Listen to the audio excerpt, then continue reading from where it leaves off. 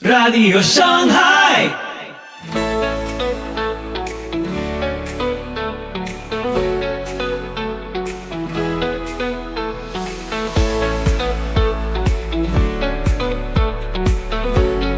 Muy buenos días, muy buenas tardes, muy buenas noches. Soy Pipo Biglione. Muy bienvenidos a Radio Shanghai. Este es el episodio 513 de la 8ª temporada. Hoy, Corintios, 10ª parte con César Vidal. Continuamos con Primera de Corintios, capítulo 11, donde explora las enseñanzas de Pablo para ordenar la vida de la iglesia, desde el uso del velo hasta la cena del Señor. Un mensaje inspirador que llama a la unidad, el respeto y la honra a Cristo en nuestras prácticas.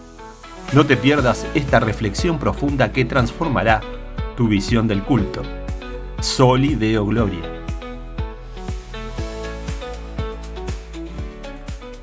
Bueno, pues llegamos al capítulo 11 de la primera carta a los Corintios. Pablo ha ido examinando distintos problemas. Hemos visto el problema de lo sacrificado a los ídolos, hemos visto los problemas del matrimonio, hemos visto lo que es el ministerio de los apóstoles, hemos visto cómo aplicar disciplina en la Iglesia y llegamos a la celebración de la Cena del Señor.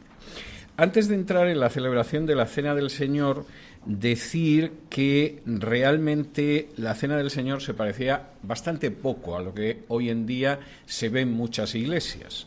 Si uno llegara, por ejemplo, a una iglesia católica, donde se supone que además la Eucaristía, que es como se suele denominar, tiene una especial importancia porque uno consume el cuerpo y la sangre de Cristo, bueno, pues de entrada lo que vemos es a un celebrante que es el único que toma el pan y el vino, se supone que ya convertido en el cuerpo y la sangre de Cristo, mientras que el resto toman solo pan, lo cual no deja de ser algo muy curioso. Eso ha sido caballo de batalla durante siglos dentro de la Iglesia Católica y jamás se ha solucionado. O sea, es curioso que tengan una celebración de la Cena del Señor donde solamente participan del pan aquellos que van a la celebración. Bien, disparate teológico que no se molestan tampoco mucho en explicar. En el caso de las iglesias orientales suelen tomar el pan y el vino. Curiosamente el pan se sumerge en el vino y suelen darlo con una cucharilla, lo cual no parece que tenga mucho punto de contacto con lo que encontramos en la Biblia. No creen en la transustanciación porque la transustanciación, como expliqué en el seminario de ayer, se basa en la filosofía de Aristóteles, que es un disparate. En la Edad Media te podías creer que aquello era verdad, pero hoy en día sabemos que no hay sustancia, ni accidente, ni nada de este tipo, pero sí creen que efectivamente de alguna manera estás consumiendo el cuerpo y la sangre de Cristo. Y en cualquier caso, tampoco hay mucho parecido. Pero tengo que decir que para aquellas personas que en un momento determinado en la celebración, que además en muchos casos no es todos los domingos, sino una vez a la semana, incluso una vez al trimestre, pues reparten unas copitas con mosto que van con unas obleas, pues seguramente les parecerá que es muy bíblico, pero tampoco tiene mucho punto de contacto. Voy a intentar mostrarles lo que Pablo dice de cómo se celebraba la Cena del Señor, que tenía bastantes problemas ya entonces y en buena medida las celebraciones posteriores han intentado solucionar algún problema, no sé si lo han empeorado más. La primera cuestión en la que Pablo se detiene es la del atavío, no de la mujer o de las mujeres, como suele poner en la Biblia, lo cual indica que ya el que ha puesto los subtítulos en la Biblia tenía sus prejuicios. Pablo no habla del atavío de las mujeres, habla del atavío de los hombres y de las mujeres. Y desde luego que uno lea esos primeros versículos, los primeros 16 versículos, y que solo vea referencias al atavío de las mujeres, ya indica que los mira con bastante prejuicio. Por supuesto, además estos 16 primeros versículos han sido origen de prácticas que llegan hasta el día de hoy. Por ejemplo, que las mujeres no puedan hablar durante la Cena del Señor, durante el culto, y que además tengan que llevar un velo. Hay denominaciones Yo estuve en alguna iglesia de esa denominación antes de acabar aquí en Alexandria, donde efectivamente las mujeres llevan todas velo, no pueden hablar en absoluto durante el culto, pero curiosamente sí cantan. O sea, al parecer las palabras, si van unidas a la música, sí son lícitas, si van sin música, no. Lo cual siempre es algo que me ha divertido mucho, es decir, la inconsistencia de muchas de estas prácticas eclesiales y, por supuesto, la idea es que efectivamente aquí solo hay instrucciones para las mujeres y, además, fundamentalmente son el velo. Bueno, pues quisiera decir que primero aquí las instrucciones son para hombres y para mujeres y que, lamentándolo mucho por los que son entusiastas del velo y consideran incluso que el velo es una marca de ortodoxia, no es lo que Pablo está diciendo aquí. Y por cierto, me ha venido a la cabeza una anécdota muy graciosa. En cierta ocasión, predicando en Centroamérica, llegué a un lugar donde estaba invitado a predicar y de pronto me salió el Consejo de Ancianos a la búsqueda y me dijo: ¿usted cree que las mujeres tienen que ponerse un velo para estar en el culto? Y le dije, no. Y me dice, bueno, ¿y qué piensa de 1 Corintios 11? Y le dije, que no lo sabe usted interpretar. Me dijeron, no puede usted predicar. Pero había algún miembro del Consejo de Ancianos que era bastante más sensato y entonces consiguió convencerlos para que no me dejaran predicar en la iglesia, pero me dejaran predicar en su casa, con lo cual tuve un hermoso estudio bíblico con jóvenes esa tarde, pero en su casa. O sea, en su casa sí podía predicar pensando que las mujeres no se tienen que poner un velo, en la iglesia no. A mí estas cosas, si me pillan en un buen día, me hacen reír, pero reconozco que a veces son complicadas. Ahora, primera cuestión que aborda Pablo aquí en 1 Corintios 11, que es la cuestión del atavío, de los dos, no solo de la mujer, como equivocadamente dice la versión de la Reina Valera que yo tengo en la mano. Dice así, versículo 2. Os alabo, hermanos, porque en todo os acordáis de mí y retenéis las instrucciones tal como os las entregué. Pero quiero que sepáis que Cristo es la cabeza de todo varón, y el varón es la cabeza de la mujer, y Dios la cabeza de Cristo, y todo varón que ora o profetiza con la cabeza cubierta afrenta a su cabeza. Primera referencia de Pablo, y no es sobre las mujeres, sino sobre el atavío de los varones. Los varones en el culto tienen que ir con la cabeza descubierta. Y uno diría, pero bueno, vamos a ver, ¿y esto por qué? Si yo he visto muchas películas en que precisamente los judíos llevan una kipá aquí en la cabeza y no entran en las sinagogas si no se ponen la kipá, ¿qué me estás diciendo, Pablo? Si tú eras judío y además del grupo de los fariseos. Pablo está diciendo la realidad de la época. Quienes se cubrían la cabeza en un lugar sagrado para orar eran los paganos. Si tienen ustedes la curiosidad de meterse en Internet y buscar, por ejemplo, una estatua, por cierto, magnífica en términos artísticos, de Octavio Augusto, como aparece orando con la cabeza cubierta. La costumbre de cubrirse la cabeza a los varones para orar era una costumbre pagana. La gente entraba en el templo y se cubría la cabeza. ¿Por qué? Bueno, supuestamente la divinidad que había en el templo y que ocasionalmente pasaba por allí, pues podía tener tanta fuerza que mejor que te pillara con la cabeza cubierta. Y esto era lo normal. Y la costumbre de los judíos no existía en el siglo I, todo lo contrario. Un varón judío siempre oraba con la cabeza descubierta. Esa es una costumbre muy tardía. De hecho, por ejemplo, en documentos de los judíos españoles del siglo XV, es decir, casi 1500 años después de la carta a los Corintios, se habla de cómo lo normal es que el judío que recita la bendición en la sinagoga vaya con la cabeza descubierta. La idea de la cabeza cubierta entre los judíos es una idea muy moderna. Incluso en algún grupo judío, como es el caso de la secta que tantísimo le gusta al presidente Milei y que parece que está abducido por ella, los rabinos iniciales de ese movimiento, del movimiento Lubavitcher, no llevaban kipá. Y hay un libro que yo tengo en casa y es muy divertido, viendo como las fotos iniciales de esos rabinos sin kipá, ahora les pintan una kipá encima y así es como sale. No hace falta decir que cada vez que yo veo una película sobre la vida de Jesús y veo a todos los judíos cubiertos, pues según me pilla, me parto de risa o pienso en quién es el ignorante que ha decidido disfrazar a los judíos como iban los judíos ya 1500 años después, pero no en el siglo I. De manera que primera regla que queda clara es que, a diferencia de lo que hacen los paganos, pero igual que los judíos de esa época, no los de la época actual, lo cierto es que el varón que ora o profetiza con la cabeza cubierta afrenta a su cabeza. Y por cierto, fíjense en esto, en esas reuniones no solamente era común que hubiera varones que oraban, sino también varones que podían pronunciar en un momento determinado un mensaje de profecía. Y Pablo dice, por supuesto, con la cabeza descubierta. Si hubiera sabido lo que iban a hacer sus compatriotas siglos después, diría, no se os ocurra hacer lo que hacen los judíos. Pero en aquella época todavía iban con la cabeza descubierta. ¿Qué pasa con la mujer? Ahora sí habla de la mujer. Versículo 5. Toda mujer que ora o profetiza con la cabeza descubierta, afrenta su cabeza, porque lo mismo es que si se hubiese rapado. La mujer, por el contrario, no es como el varón alguien que lleva la cabeza descubierta, sino que la lleva cubierta. Luego vamos a ver cómo la lleva cubierta, porque alguno se apresuraría a gritar, aquí está el velo, aquí está el velo.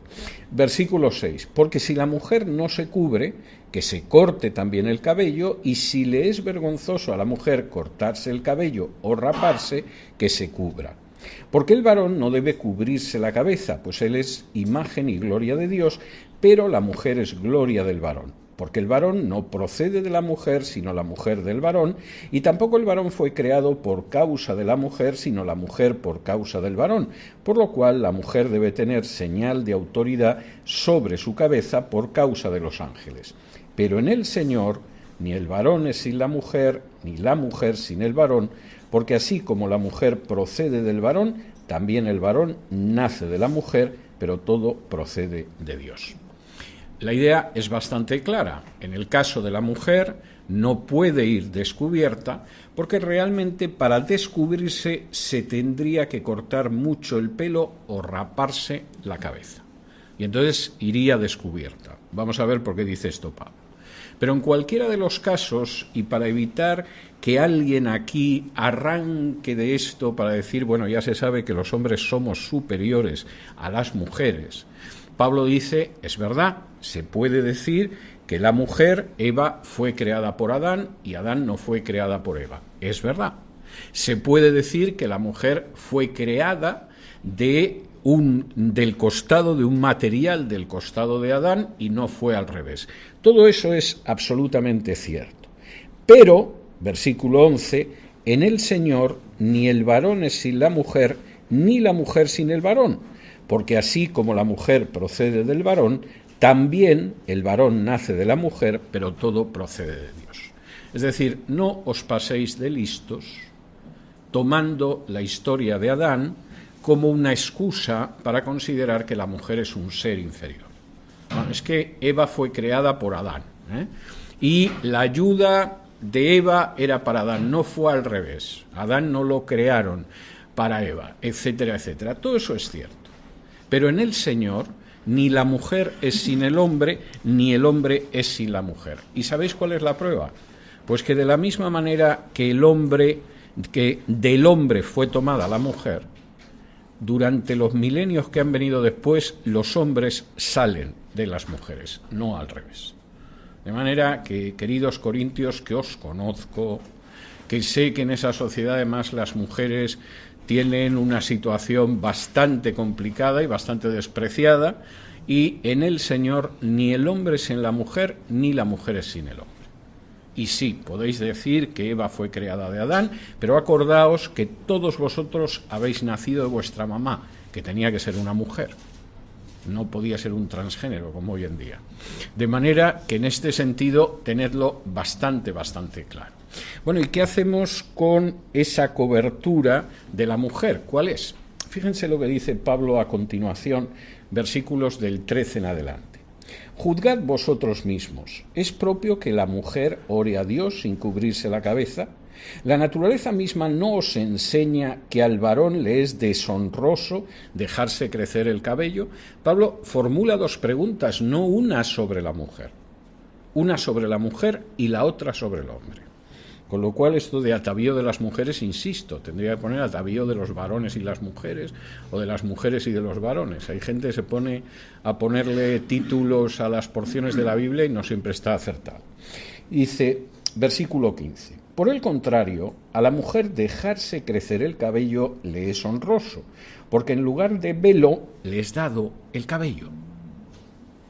No necesita un velo aparte. El velo de la mujer es el cabello. Parece bastante claro. Hay gente que no lo lee y exige además un velo alternativo. Pero aquí es bastante claro. La mujer le resulta honroso dejarse crecer el cabello. Un hombre con melenas, pues por regla general, tiene un aspecto penoso, Pero en el caso de la mujer es algo totalmente distinto. La mujer se deja crecer el cabello porque realmente su cabello es el velo. Con todo eso, si alguno quiere ser contencioso, nosotros no tenemos tal costumbre ni las iglesias de Dios. Es decir, que para nosotros la cosa está clara. Los hombres no se cubren la cabeza. Lo puede hacer el César. Lo puede hacer algún judaizante bastante bobo hoy en día que necesita salir en televisión poniéndose una kipá, como si eso fuera algo más sagrado. Pero para nosotros los hombres no se cubren la cabeza. Están reflejando que su cabeza es Cristo y efectivamente la cabeza no se la cubren. Y las mujeres, sí, las mujeres tienen una cobertura natural, que es el cabello, y es el velo que deberían llevar. Pero, en cualquiera de los casos, bueno, pues si no quieren realmente llevar ese velo, que es el cabello, que se lo corten o que se rapen la cabeza y vayan haciendo el ridículo por ahí. Y en una época como aquella, en que efectivamente el cabello era algo que adornaba a las mujeres, bueno, hoy en día no todas las mujeres van con el pelo largo, pues era bastante claro. A partir de aquí sacar otro tipo de doctrinas es muy fácil y sacar interpretaciones es pues también muy fácil, pero el texto de Pablo es bastante sencillo. Hay, y por supuesto esta mala interpretación se ha dado a lo largo de la historia, no solo es que hay alguna denominación protestante donde las mujeres tienen que ir con velo forzosamente. En la Iglesia Católica las mujeres iban con velo pues hasta mi infancia. Yo recuerdo haber visto a mi madre y a mi abuela y a tías mías y a otra abuela que entraban en la iglesia y se ponían un velo. El velo tapaba mucho, o sea, no era el velo que se supone que había en el siglo I, en unos velos además bordados con colores especiales que no sabías si es que realmente se cubrían la cabeza por modestia o iban a lucir el velo que llevaban, pero el velo era obligatorio. A partir del Vaticano II yo creo que ya esto no se lo ponen ni las viejas, pero era común. Y recuerdo en una ocasión que, teniendo que ir a una iglesia donde las mujeres se ponían el velo, yo iba acompañado por una amiga mía que era rusa y le dije, mira, no te molestes, pero te vas a tener que poner un velo. Y me dijo, no, si no me importa, en mi país todas las mujeres se lo ponen en la iglesia, porque efectivamente la iglesia ortodoxa rusa, si han visto ustedes películas, habrán visto que todas las mujeres llevan un velo, pero un velo, no el velo de la iglesia católica de mi infancia, y lo llevan atado y todo lo demás. Para ella era la cosa más normal ponérselo. Ahora, insisto, a la hora de hablar del atavío de mujeres y de hombres, Pablo es muy claro, y sacar de aquí ciertas prácticas es muy aventurado. Y por cierto, vuelvo a insistir, esos que consideran que son más santos y se acercan más a Jesús cubriéndose la cabeza y poniéndose una kipá, y algunos encima se ponen el talit judío encima, como forma de hacer el ridículo, es muy difícil de superar.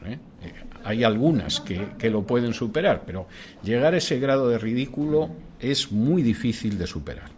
Segunda cuestión que tiene que ver con la Cena del Señor. Y aquí ya la distancia que hay es muy grande, porque efectivamente esto se parecía muy poco a lo que habitualmente se conoce como la Cena del Señor. En este país, pero de este país ha ido pasando hacia el sur, es decir, este país tiene cosas buenísimas y que además no hay en otro país, pero cuando se ponen a inventar cosas que no son tan buenas, llegan exactamente igual hasta el último punto del globo y sobre todo hacia Hispanoamérica, ¿eh? O sea, parece que efectivamente el continente es como en los mapas y en vez de ser así, es así, y entonces lo que hay arriba va cayendo hacia abajo, sea lo que sea, bueno o malo. Y tenemos una forma muy peculiar de celebrar la Cena del Señor que no es la que aquí describe Pablo, ¿eh?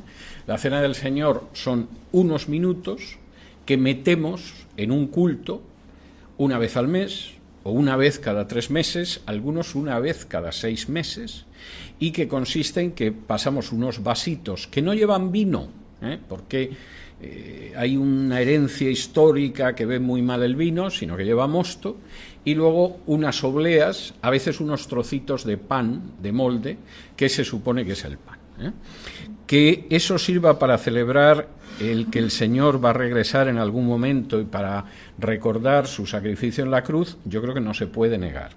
Pero que eso sea algo lejanamente parecido a la Cena del Señor del siglo I, eso sí que es muy discutible. ¿Cómo era esa Cena del Señor? Y Pablo lo cuenta de una manera muy clara. Primero, es que de verdad era una cena.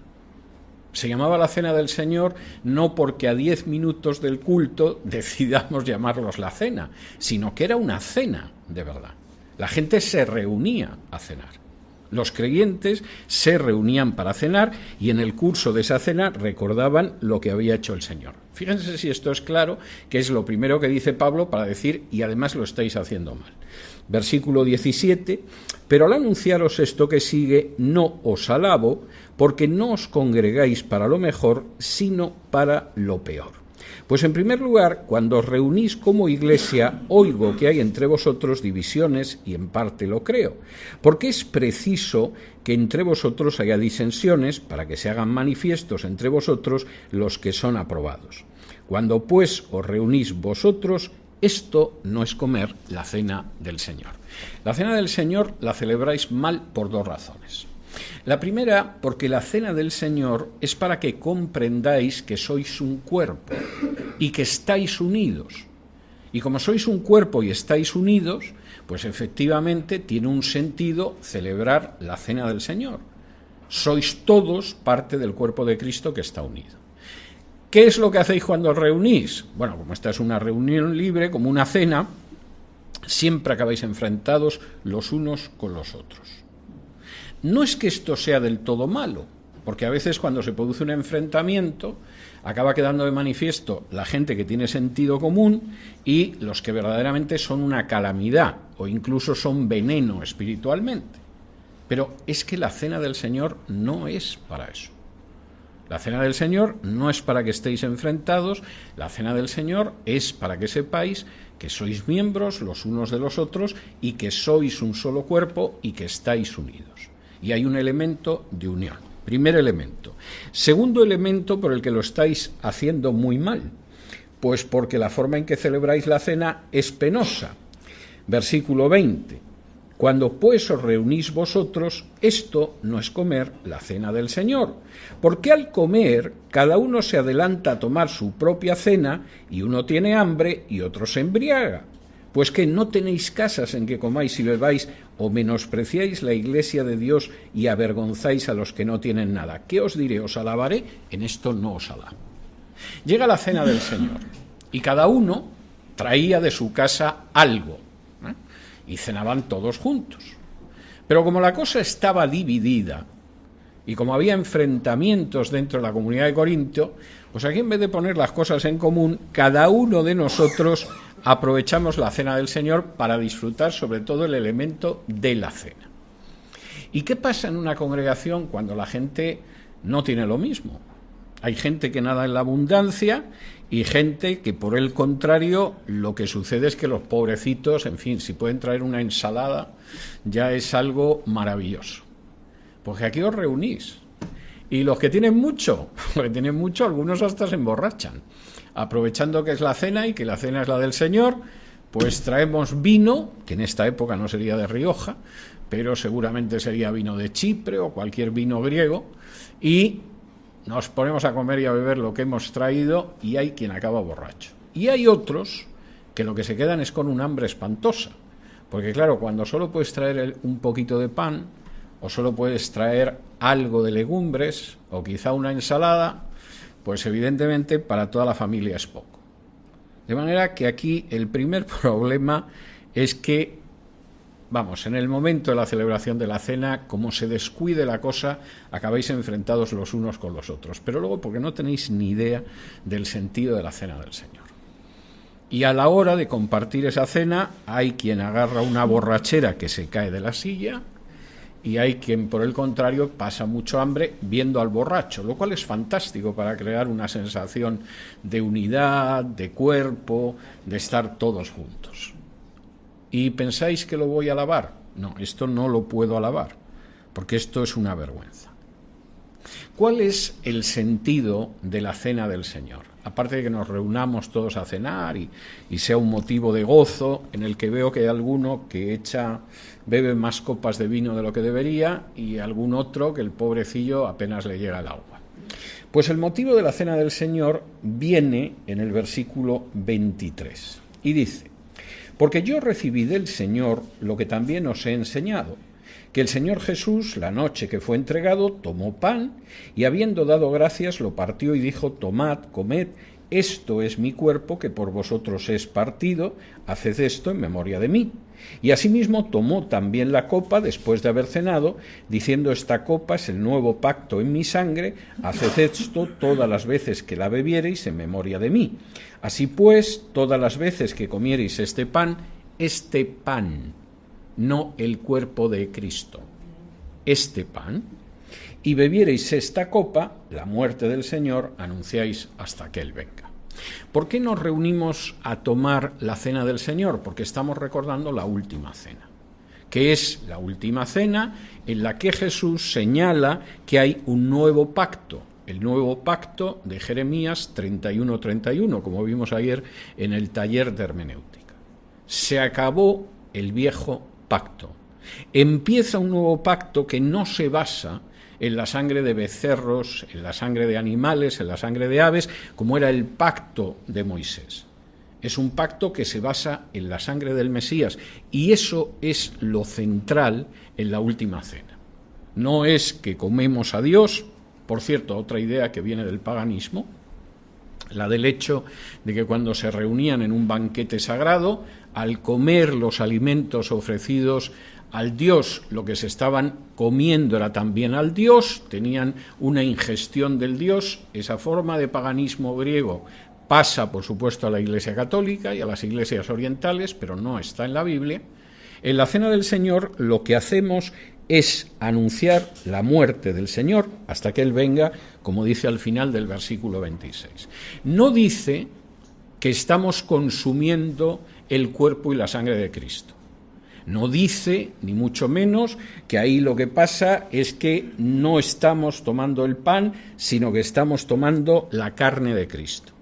No dice, ni mucho menos, que se produce un nuevo sacrificio de Cristo que no es sangriento como el de la cruz. Todo eso forma parte del catecismo católico, pero es aberrante desde un punto de vista bíblico.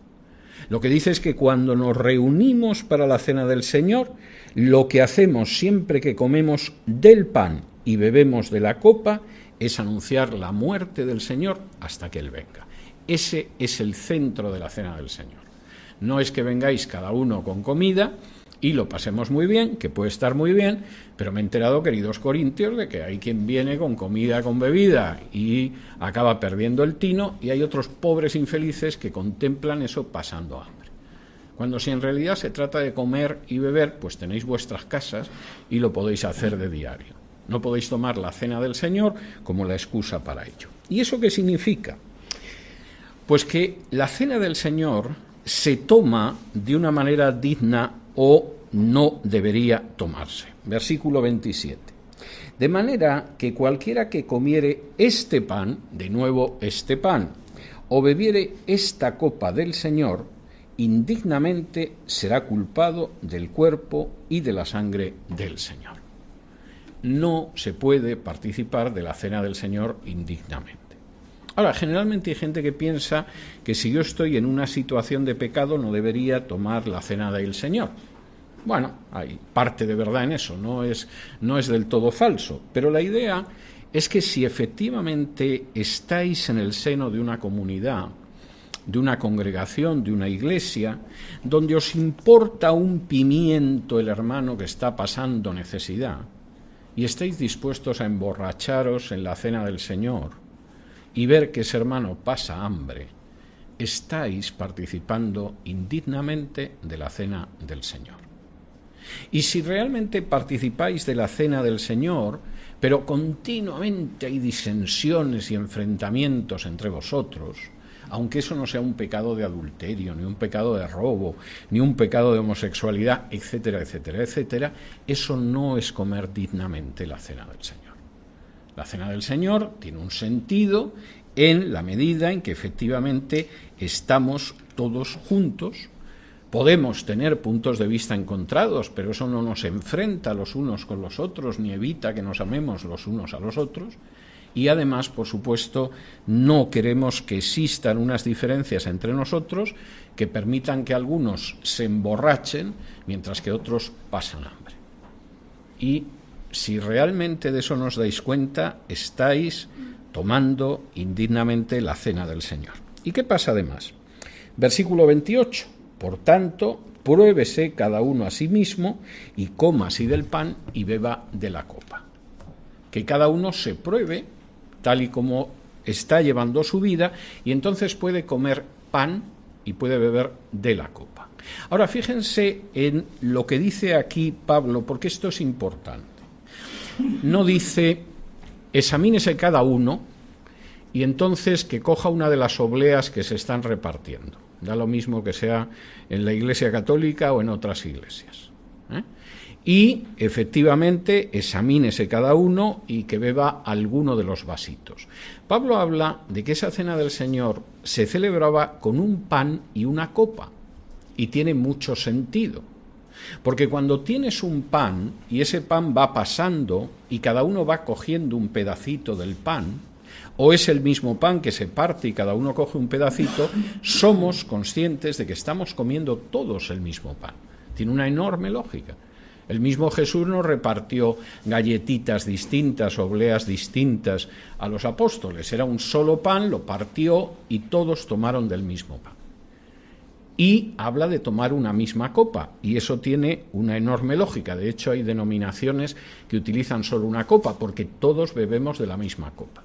Alguno dirá, el vasito es más higiénico. Sí, no cabe la menor duda de que el vasito puede ser más higiénico, pero nunca te dará la idea de que todos estamos participando de la misma copa y que bebemos todos de la misma copa, porque se da la circunstancia de que somos solamente un cuerpo.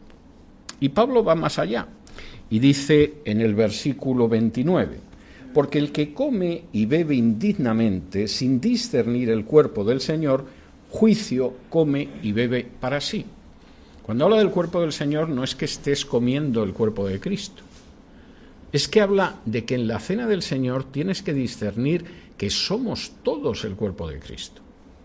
Si tú efectivamente estás participando del pan y del vino, y eres consciente de que todos estamos juntos, y todos formamos un solo cuerpo, y que por eso tenemos que amarnos y ayudarnos los unos a los otros, tú sabes lo que estás haciendo. Si piensas que esto es una especie de ritual en el cual comes un trocito de pan, bebes un poquito de mosto y ya está bien, no te has enterado de lo que hay. Porque aquí no solo es que se proclama el hecho de que el Señor se sacrificó e inauguró un nuevo pacto. No solo se proclama que va a volver, se proclama que somos un solo cuerpo, el cuerpo de Cristo. Y si verdaderamente en la cena donde se celebra esto hay quien se emborracha de abundancia y quien pasa hambre, no os habéis enterado de nada de lo que es la cena del Señor. Y en esto, como dice Pablo, no os puedo alabar. ¿Y qué pasa cuando además una persona no discierne ese cuerpo de Cristo? Y lo que hace es que come y bebe juicio. Versículo 30.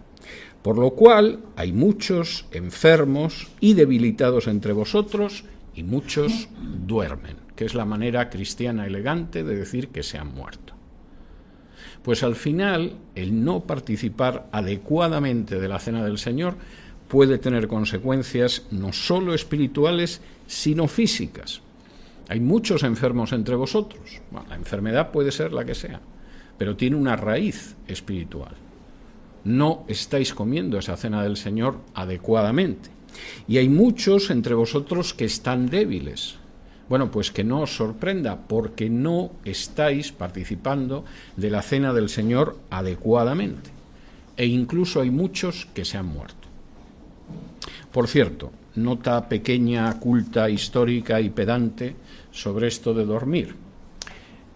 Entre los primeros cristianos era tan claro, que la muerte no significaba el final, ni siquiera que el cuerpo fuera a desaparecer y entonces el alma volaba a alturas celestiales, como creían muchos paganos, sino que realmente íbamos a recibir un nuevo cuerpo en la resurrección y por lo tanto ese cuerpo es como si hubiera estado dormido hasta que llegara el día de la resurrección, que nuestra palabra cementerio es una palabra de origen cristiano, que significa dormitorio. La mayoría de la gente no tiene la menor idea de que cementerio es dormitorio, pero ese es un nombre que le dan los cristianos. A los cementerios los llaman los dormitorios. Ahí duerme nuestra gente a la espera del día de la resurrección, en que esos cuerpos dormidos se levantarán. Por supuesto, esto es algo que la mayoría de la gente no conoce, pero conocer el griego tiene estas ventajas. Descubres algunas perlas escondidas, como que cementerio significa dormitorio y que es un nombre cristiano. Los antiguos llamaban a esos lugares donde iban los muertos de muchas maneras, pero desde luego jamás los hubieran llamado dormitorio, es decir, cementerio. El problema, volviendo a lo que cuenta Pablo, es que como no coméis adecuadamente, lo que sucede es que al final incluso hay gente que no solo está enferma o débil, sino que ha llegado a morir. ¿Y esto no es terrible? No. Esto es algo que tenéis que aprovechar si no os dais cuenta de lo que estáis haciendo. Versículo 31 y 32. Si pues nos examinásemos a nosotros mismos, no seríamos juzgados. Mas siendo juzgados, somos castigados por el Señor para que no seamos condenados con el mundo. Es muy triste. Si nos examináramos e hiciéramos las cosas bien, no tendríamos que ser juzgados. Pero incluso si el Señor finalmente nos juzga y nos castiga, es precisamente para que no acabemos condenados como el resto del mundo. El castigo de Dios, que existe, aunque haya gente que hoy en día solo mencionar eso le dé escalofríos, cuando yo era niño era todo lo contrario, por cualquier cosa te podía castigar Dios. Decías algo que no era del todo conveniente, aunque tú no acababas de entender por qué, y te decían, no digas eso, niño, que te va a castigar Dios. Primero te sorprendía que era lo que podías haber dicho para que te castigara Dios, y luego esto del castigo divino imponía mucho. Cuando tienes 4, 5, 6 años, mucho. Luego supongo que hay gente que como no cae un rayo desde el cielo, pues deciden que van a hacer lo que les parezca bien. Pero Pablo es muy claro que Dios castiga a sus hijos. Pero no lo hace para arrojarlos de la salvación, para fulminarlos, etcétera, sino para que reaccionen con el castigo y no sean condenados como va a ser condenado este mundo. Pablo concluye con una cuestión que es además bastante clara. Versículo 33. Bueno, y entonces deberíamos dejar de tener la cena del Señor como la tenemos, en que la gente trae comida, algunos se pasan con lo que traen, con la comida y la bebida, otros, los pobres infelices, se quedan como se quedan, viendo horrorizados lo que está sucediendo. ¿Realmente deberíamos dejar de tener esta cena? No, pero hay que celebrarla bien. Versículo 33. Así que, hermanos míos, cuando reunís a comer, esperaos en primer lugar los unos a los otros. No tiene ningún sentido que lleguéis a la cena del Señor y entonces pues aquí unos empiecen y los otros se queden esperando. Si alguno tuviere hambre, es decir, alguno llega y dice, bueno, pero es que ponernos a esperar a que acabe el predicador antes de la celebración de la cena puede ser muy pesado, vamos a ir a empezar a comer algo, etcétera. Si alguno de verdad tiene mucho hambre, que coma en su casa. Y así, para que no os reunáis para juicio. Y las demás cosas las pondré en orden cuando yo fuere, que verdaderamente es para echarse a temblar lo que podría significar eso.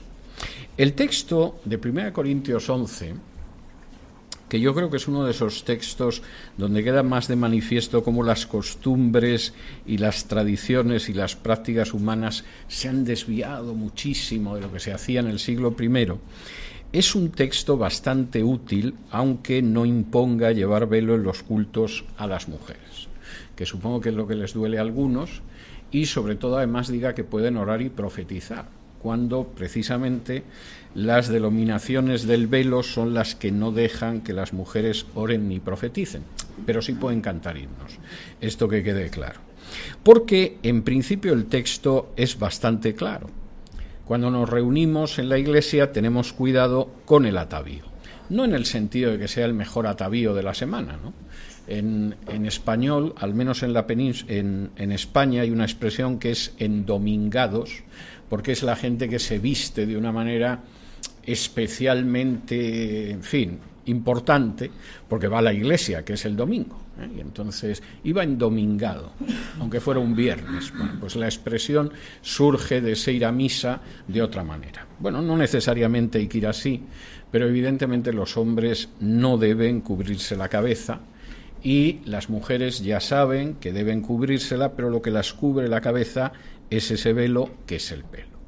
Y sobre todo en la cena del Señor, que era una verdadera cena, aquí hay que tener en cuenta para qué se viene. No venimos para la cena, porque desgraciadamente hay gente que viene para la cena y para armar bulla, y primero deja de manifiesto que el cuerpo de Cristo debe estar muy desgarrado porque acaban discutiendo, aunque al final se acabe viendo que un hermano es muy sensato y el otro es un necio, pero no deja de ser muy desagradable. No es tampoco solo para cenar. Y de hecho la gente que piensa en eso, pues claro, algunos acaban emborrachándose mientras que los otros pobres pasan hambre. Es fundamentalmente para recordar el nuevo pacto en la sangre de Cristo y anunciar su muerte hasta que Él venga. Y precisamente por eso es una cena en la cual nos sentimos uno los unos con los otros. No bebemos indignamente la copa, no comemos indignamente del mismo pan, sino que cada uno nos probamos y vemos si efectivamente somos el cuerpo del Señor. O somos gente que aparece por ahí, bueno, pues en aquella época para la cena y en esta para 10 minutos finales del culto o 7 minutos finales del culto.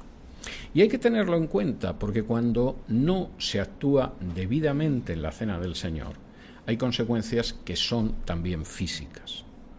Pensar que alguien puede morir por no entender cómo tiene que comportarse en la cena del Señor es escalofriante, pero Pablo lo menciona con absoluta certeza y dice, el castigo es para que al final esa persona no se vea condenada con el resto del mundo. Pero claro que Dios no va a tolerar una profanación de ese tipo. Y por lo tanto, cuando reunáis a comer, esperaos los unos a los otros, porque es una celebración común. Y si hay alguien que tiene un hambre espantoso y piensa que si llega a la cena tiene que empezar a comer como una fiera, que coma antes en casa, ¿eh? Porque esto no es una cena normal, esto es la cena del Señor, y cuando vaya por allí ya terminaré de poner cosas en orden. Pablo va a empezar a partir del capítulo siguiente con una sección larga, son 3 capítulos, donde habla de los dones del Espíritu Santo. Y quisiera aclarar que, como no podía ser menos, los dones del Espíritu Santo son algo que se vive dentro de la congregación, ¿eh? Hay gente, sobre todo en las últimas décadas, yo diría en el último medio siglo, que ha ido viendo la historia de los dones como cosas que podemos tener algunos y que cuanto más espectaculares sean, mejor, y que por supuesto eso de que todo el mundo se ponga a ejercer un don, no, ni hablar. Aquí hay una jerarquía y hay dones que son más importantes y otros que tienen escasa relevancia y, por supuesto, no estamos buscando que la gente ejerza sus dones, etcétera, etcétera. Lo que vamos a ver en las próximas semanas es que efectivamente los dones aplican a toda la congregación. La vida de la congregación es que cada uno pueda ejercer al servicio de Dios y de sus hermanos el don o los dones que tenga, y que además hay ideas muy claras sobre el ejercicio de los dones. Y por cierto, si alguien piensa que lo que hemos visto hoy en 1 Corintios 11 se parece bastante poco a cómo se vive la Cena del Señor, van a ver ustedes en los 3 próximos capítulos lo que se parece, lo que dice Pablo sobre los dones, a la supuesta vivencia de los dones que se vive hoy en día, porque es bastante diferente y deberíamos tenerlo en cuenta. Igual que merece la pena tener en cuenta la forma en que describe las reuniones que había en esa iglesia primitiva. Tenemos más tiempo que de habitual, hoy se ve que he ido un poco más deprisa. ¿Hay alguna pregunta? Sí. Tengo 2 preguntas, hermano. Como enseñaba ayer en el taller de hermenéutica que el único personaje normativo es Cristo, ¿por qué en el versículo 1 Pablo dice sed imitadores de mí? O sea, si como discípulos somos llamados... Sí, pero una cosa es imitar y otra cosa es que sea una cuestión normativa. Me parece muy buena pregunta, es muy oportuna. Hay una enorme diferencia. Es decir, Cristo es el único normativo, pero hay conductas que sí pueden ser conductas dignas de imitación. Y hay una diferencia enorme. O sea, Pablo no es normativo, pero sí hay elementos de la conducta de Pablo que justo cuando acaba esa sección él ha expuesto que son de imitar. Por ejemplo, porque es al final de esa sección, por eso ese primer versículo fue el último versículo que yo expuse la semana pasada. Por ejemplo, que la primera prioridad es la expansión del Evangelio, no son mis derechos.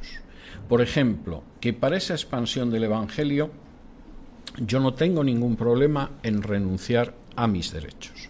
Por ejemplo, que a la hora de renunciar a mis derechos no tengo ningún problema en convivir con un hermano que quizá no tiene una visión tan profunda espiritualmente y que tiene ideas sobre el calendario o sobre la comida. Pero yo no le voy a juzgar, porque el que come no juzga al que no come, el que no come no juzga al que come, y todo, sea que comamos o sea que bebamos, lo hacemos para la gloria de Dios. Estoy citando la última sección. Y cuando Pablo acaba con todo eso, Pablo es un personaje que a veces lo rehúye, pero hay ocasiones en que no le queda más remedio, tiene que mencionarse a sí mismo como un ejemplo. Es decir, ha estado exponiendo, lo vimos en estas últimas semanas, una serie de conductas que significan renunciar a sus derechos, y en ese momento él entra y dice, y esto lo puedo decir porque yo lo he hecho, y yo he renunciado a mis derechos en, por ejemplo, tener una ayuda económica, en tener una esposa, etcétera, etcétera. Y si yo he renunciado en esto, vosotros sabéis que se puede hacer, y este es un ejemplo. De modo que Pablo no es normativo. Es decir, Pablo en un momento determinado se agarra un rebote tremendo con Bernabé y dice, si quieres que llevemos a ese mama's boy que es Marcos, conmigo no cuentes. O Pablo en algunas ocasiones puede ser bastante cortante, etcétera. Pero sí hay elementos en los que efectivamente él da un ejemplo que hay que considerar.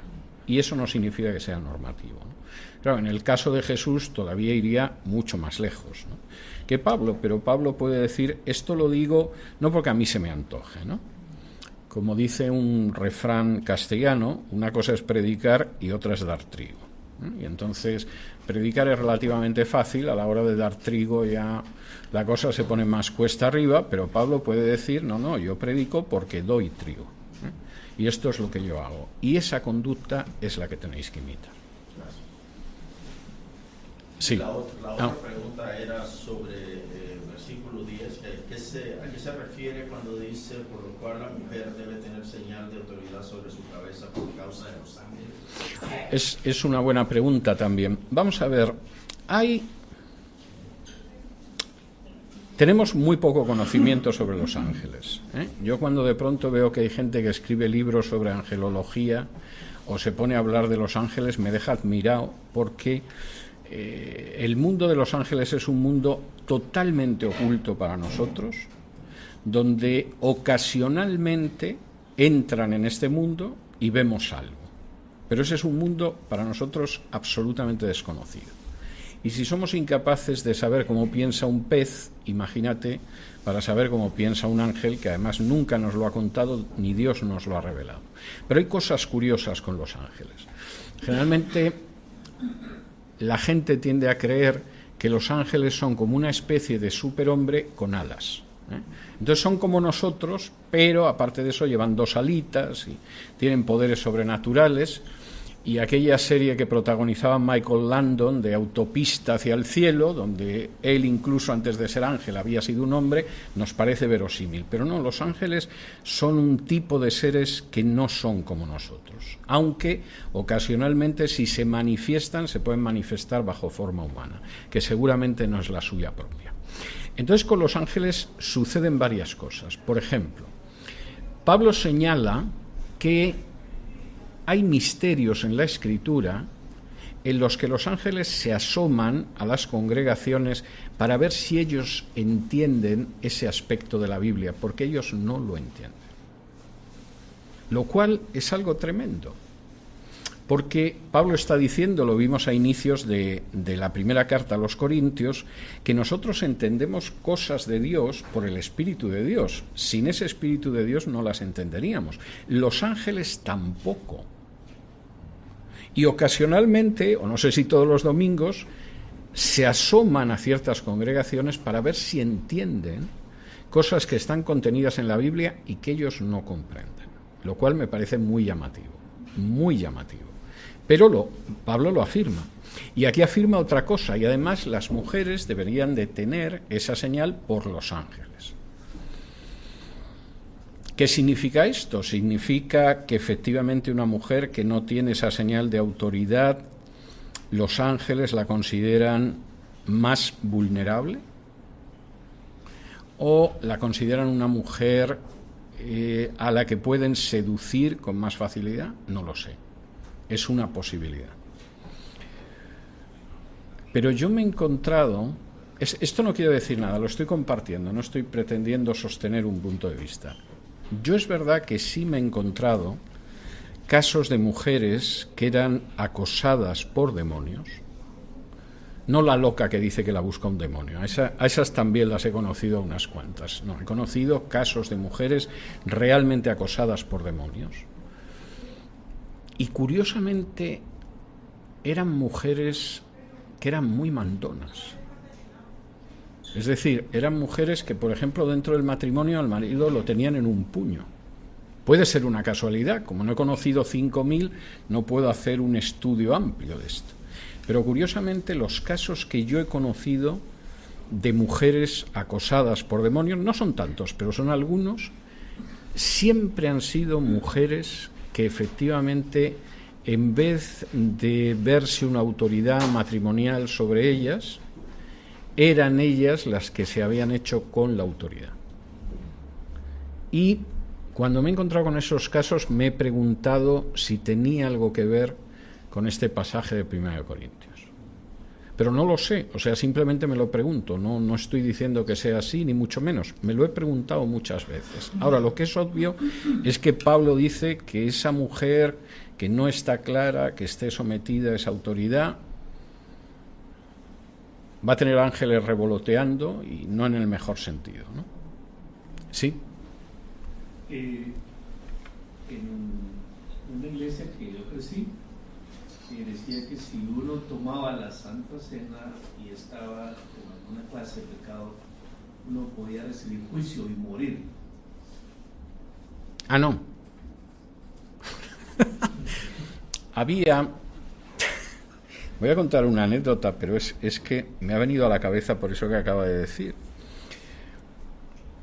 Durante la Guerra Civil Española, en el bando que acaudillaba Franco, había muchísima gente que era muy católica. Seguramente la inmensa mayoría del bando eran muy católicos, con todo lo que eso significa muchas veces de superstición.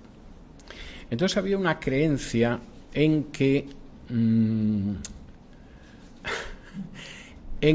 si se rezaba, me parece que eran los 7 o los 5 viernes seguidos o 7 viernes seguidos, una devoción concreta, no podías ir al infierno porque la Virgen se encargaba de que no murieras en pecado mortal. Entonces, tú habías rezado durante esos días prescritos y entonces, si estabas en pecado mortal, no ibas a morir porque la Virgen se iba a ocupar de evitarlo para que no fueras al infierno. Entonces había bastante gente de los requetés, que era un grupo de combatientes muy duros del ejército de Franco, muy católicos. De hecho, su lema era Dios, patria y rey, que antes de entrar en combate habían seguido esta devoción y entonces antes de ir a entrar en combate, porque se iniciaba una ofensiva o los llevaban al frente, lo que hacían era que iban a un prostíbulo porque efectivamente acostándose con prostitutas cometían un pecado mortal, pero dado que habían seguido esta devoción, la Virgen no iba a permitir que murieran. Lo cual era una forma un tanto retorcida, pero con cierta lógica, de garantizarte que no te iban a matar. La primera vez que yo vi esto me costaba creerlo, pero luego he hablado con gente que efectivamente me lo confirmó y todo lo demás. Y entonces, pues a veces hay personas que sacan conclusiones disparatadas de algo que no es así, ¿no? Bueno, por supuesto yo estoy convencido de que el que sigas esa devoción no va a evitar que te mueras de cualquier manera, es pura idolatría y no tiene otra cosa, pero que llegues a creer que puesto que no vas a morir en pecado mortal, entonces cometes un pecado mortal y así te aseguras de que no te mueres, o te lo asegura la Virgen, bueno, esto ya me parece el colmo de la superstición, ¿no? Y a veces pues hay enseñanzas que se popularizan, que son muy equivocadas y son de esa altura teológica, porque uno de los mayores problemas dentro del pueblo evangélico hispano es que mayoritariamente ha salido de la Iglesia Católica, pero la Iglesia Católica no siempre ha salido de ellos. Y entonces hay muchas formas de ver las cosas y todo lo demás que tienen un tufo acatólico que tira de espaldas. Y a veces cuando miran ustedes a ciertas prácticas no es difícil verlo, ¿eh? De modo que, en fin, no, la Biblia dice lo que dice, no le demos más vueltas. Porque utilizaban este verso. No, claro, sí. No, hombre, se pueden utilizar muchos versos, ¿no? Y un texto sin contexto es un pretexto, ¿no? Yo puedo tomar el versículo del Salmo donde el amargado exiliado en Babilonia dice que quien agarrara a los niños de los babilonios y los estrellara contra las piedras, ir a por los niños del vecino de al lado, que no dejan de darme la lata jugando básquet, y estrellarlos por lo menos contra el jardín, pero evidentemente es una perversión de la Escritura. Bueno, muchísimas gracias por todo. Bendito sea Dios y Padre de nuestro Señor Jesucristo, que nos ha bendecido con toda bendición espiritual en los lugares celestiales en Cristo. Porque Dios nos escogió en Cristo antes de la fundación del mundo, para que fuéramos santos y sin mancha delante de Él.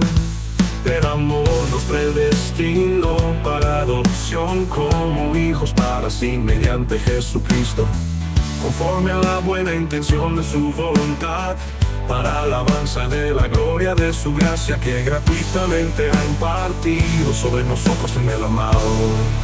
Bendito sea el Dios y Padre de nuestro Señor Jesucristo.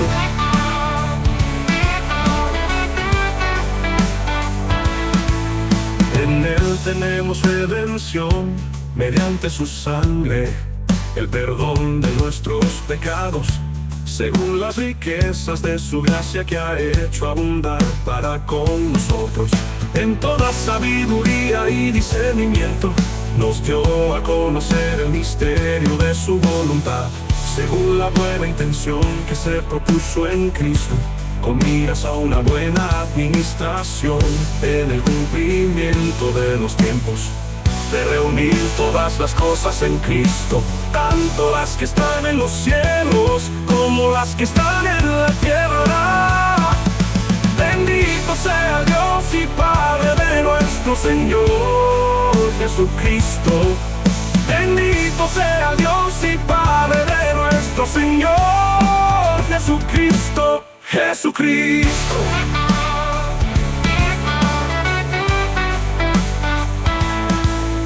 En amor nos predestinó para adopción como hijos para sí mediante Jesucristo, conforme a la buena intención de su voluntad, para alabanza de la gloria de su gracia que gratuitamente ha impartido sobre nosotros en el amado. Bendito sea Dios y Padre de nuestro Señor Jesucristo.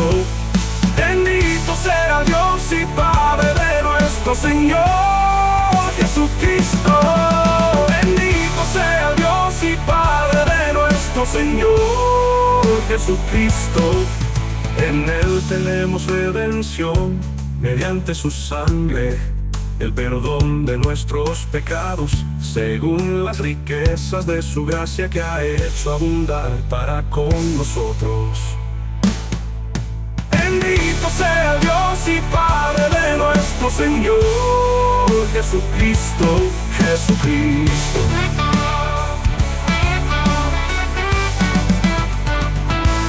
Jesucristo.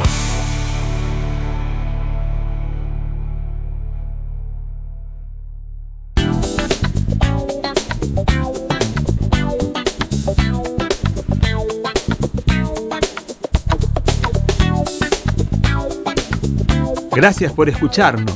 Te pedimos que puedas suscribirte y dejarnos tu like para seguir transmitiendo actualidad y palabra de Dios. Recordá que podés seguirnos en Facebook e Instagram. Te invitamos, Dios mediante, a escuchar nuestro próximo episodio. Que Dios te bendiga.